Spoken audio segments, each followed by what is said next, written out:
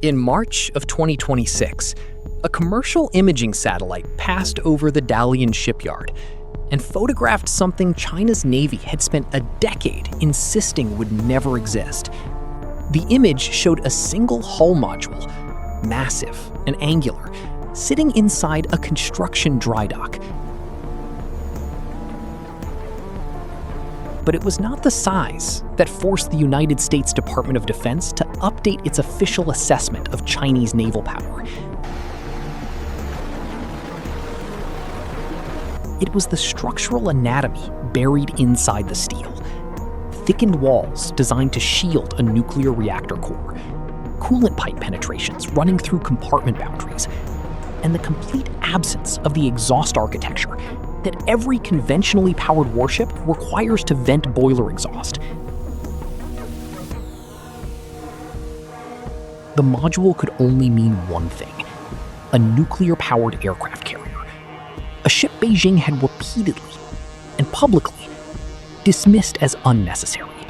The Pentagon's 2026 China military report acknowledged what satellite analysts had already concluded. China is building its first nuclear aircraft carrier. Beijing has still never confirmed the program. It has also never denied the photographs. There is no curved ski jump ramp like China's earlier carriers. No large smoking funnel betraying conventional turbines. Instead, a single compact island superstructure sits starboard amidships, wrapped in flat panel ASA radars with no rotating dishes, no exposed masts. 3 electromagnetic catapult tracks, 2 on the bow, 1 on the waist, run as dark linear recesses across the pale gray non-skid surface. On deck, J-35 fighters in low observable gray coatings sit aligned on the catapult tracks, their canopies sealed, their engines spooling, as green-jerseyed catapult officers make final checks.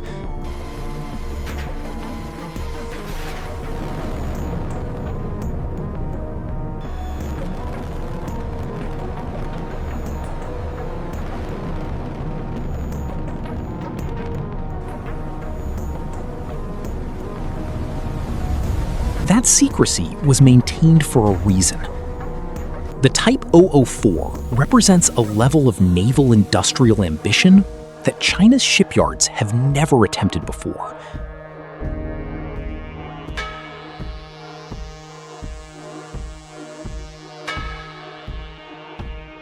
Building a nuclear-powered supercarrier requires a manufacturing base that can produce special steel alloys in quantities measured by the thousands of tons. Forge reactor pressure vessels with zero margin for error, and integrate electromagnetic catapult systems into a flight deck. Every one of those capabilities had to be built from the ground up, often in facilities that did not exist a decade ago. The story of this ship is not just a story of naval power. It is a story of raw material, industrial secrecy, and the machinery that turns iron ore into a sovereign piece of ocean. The steel that forms the backbone of the Type 004 begins its life in the rust-red open-pit iron mines of Liaoning province.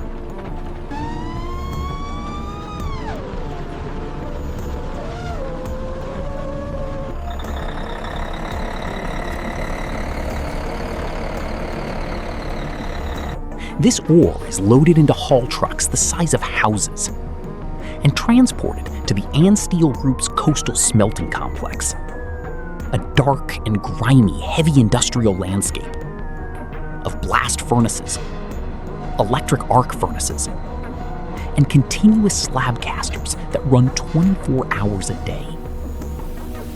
Here, the iron ore is combined with precise quantities of chromium, nickel, and molybdenum, the alloying elements that transform ordinary ship steel into a material material capable of absorbing the shock of a near-miss torpedo detonation without fracturing.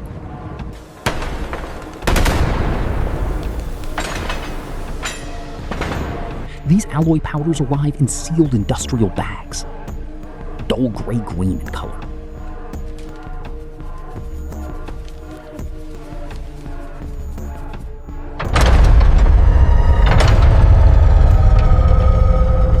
Inside the furnace hall, the heat is overwhelming. Workers in heat-reflective suits and dark-tinted visors monitor the electric arc as it rips through scrap and raw materials at temperatures exceeding 1,600 degrees Celsius.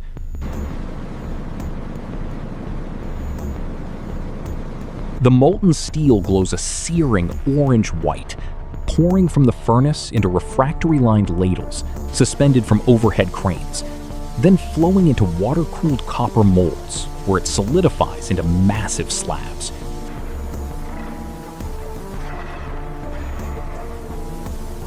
Each slab, still radiating visible heat, passes through a series of rolling mills that compress it into plates of precisely controlled thickness. Every plate is tested ultrasonically for internal flaws.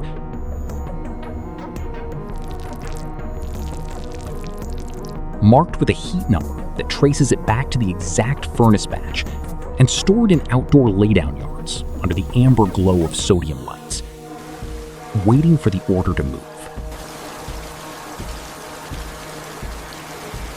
That movement happens at night. The finished steel plates are welded into hull modules inside fabrication halls kilometers from the dry dock.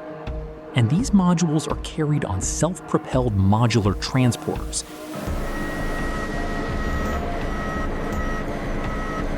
Enormous multi-axle flatbed platforms with rows of independently steerable wheels that distribute weight across hundreds of tire contact patches. Each SPMT crawls at walking speed, its yellow hazard lights flashing in the darkness, escorted by uniformed guards and monitored by security cameras. The modules themselves are enormous geometric blocks of red-brown anti-corrosion primer, wrapped in tension cables and steel bracing, their sheer scale difficult to process against the human figures walking beside them.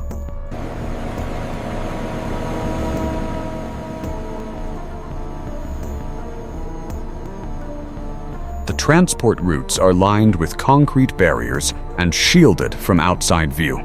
The goal is to move the ship's skeleton from fabrication hall to dry dock before the sun rises and the satellites return.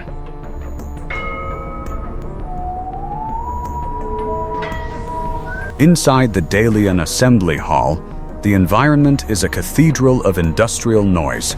High bay gantry cranes painted in faded yellow traverse the ceiling on rails.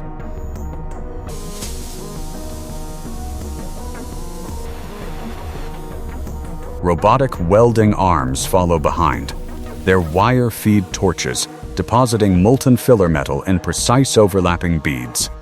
The hall is filled with the sound of grinding, the sharp smell of flux and burnt iron, and the constant cascade of orange sparks that rain down from elevated work platforms. Before the next shift starts. I thought we followed the schematic exactly. The workers wear dark blue coveralls, heavy leather gloves, and auto-darkening welding helmets that flicker with reflected arc light.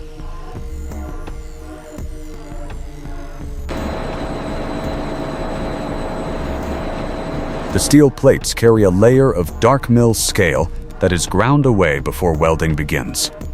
This is the stage where the carrier transitions from abstract engineering drawing to recognizable form, where flat plates become curved hull sections. And those sections are joined into the massive blocks that the SPMTs deliver to the dry dock. Over 18 months of visible construction, the Type 004's hull takes shape in the dry dock in a sequence that satellite analysts can track block by block.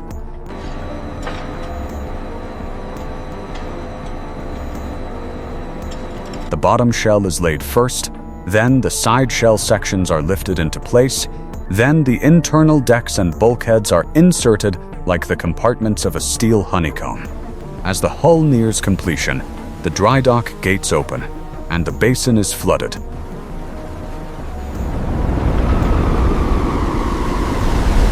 Floating the incomplete ship for the first time, a moment that is never publicly announced but is inevitably photographed by passing satellites and posted to naval watching forums within hours.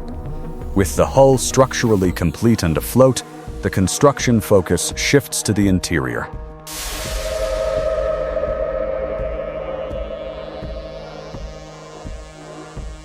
And the working environment transforms completely. The reactor compartment, buried deep in the heart of the ship below the waterline, requires a level of cleanliness that seems impossible inside a warship. The integration bay becomes a cleanroom, white-walled and pressurized.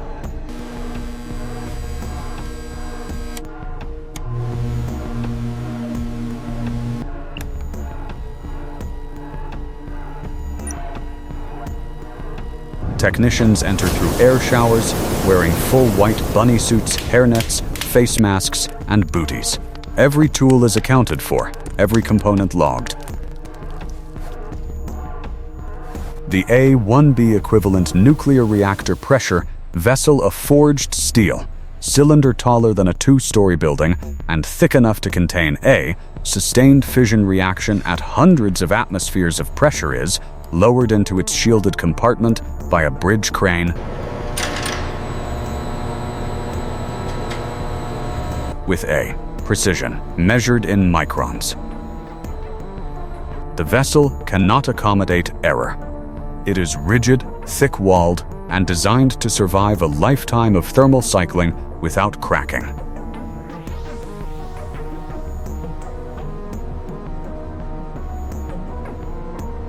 Laser trackers project green reference lines across the installation bay, and technicians monitor the descent on digital displays, adjusting the position in real time until the vessel settles into its mounting cradle with the weight of a mountain and the precision of a watch movement.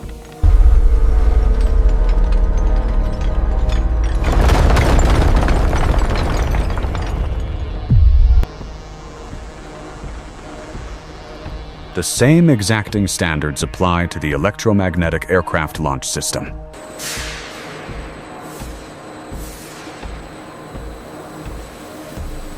These troughs run for nearly 100 meters, and their alignment tolerances are measured in thousandths of an inch.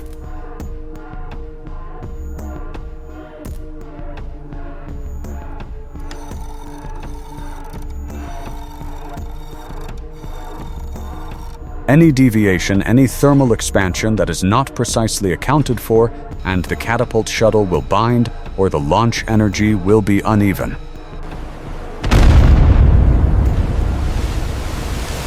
Potentially putting a $40 million fighter into the ocean. The installation is performed under nitrogen-purged conditions to prevent moisture from compromising the electrical insulation, and each stator connection is tested and retested before the system is sealed.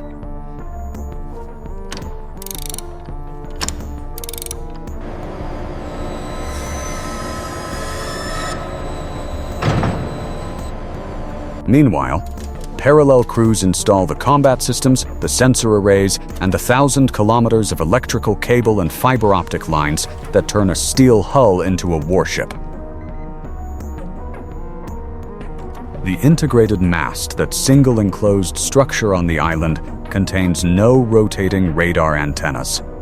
Every sensor is a fixed AESA panel, flush-mounted to the mast faces, electronically steered, and capable of tracking hundreds of targets simultaneously.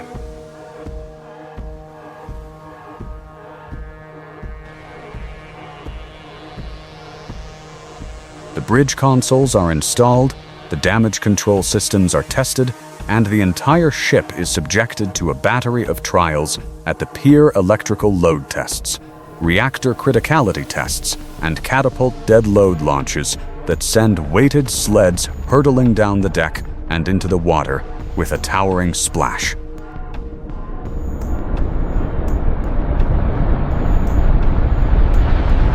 Only when every system has been validated does the Type 004 cast off its mooring lines for the first time and head for open water.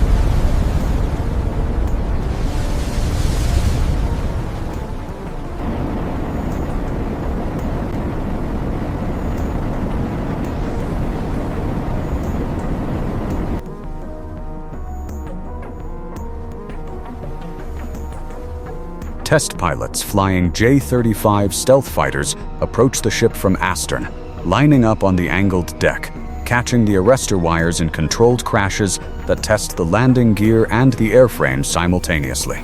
This is the capability that China's Navy has sought for 2 decades, and it was built through every stage of the manufacturing process, from the iron ore mines of Liaoning to the cleanroom integration bays of Dalian. The Type 004 is still officially unacknowledged by the Chinese government. No press release has been issued. The module that a satellite captured in March of 2026 has become a warship that can project air power into the Western Pacific without ever needing to take on fuel. The decades of denial, the careful management of satellite observation windows, the industrial buildup conducted under the cover of conventional carrier construction, all of it was in service of a single outcome: a Chinese nuclear aircraft carrier operating in deep water, visible to the world, and beyond the reach of any statement that says it does not exist. This video is created for educational and informational purposes only. Using advanced tools and human creativity, all concepts scripting and storytelling are independently developed into intelligently. New visuals and animation are generated or enhanced using AI technology such as View 3, Meta AI, Block AI, while final video editing and post-production are completely used captured as a professional editing. No external creator content will be copied or used. Any resemblance to real world environment is purely coincidental. All scenes shown in this video are digitally created and do not represent real footage. This content is produced with transparency and quality monetization guidelines.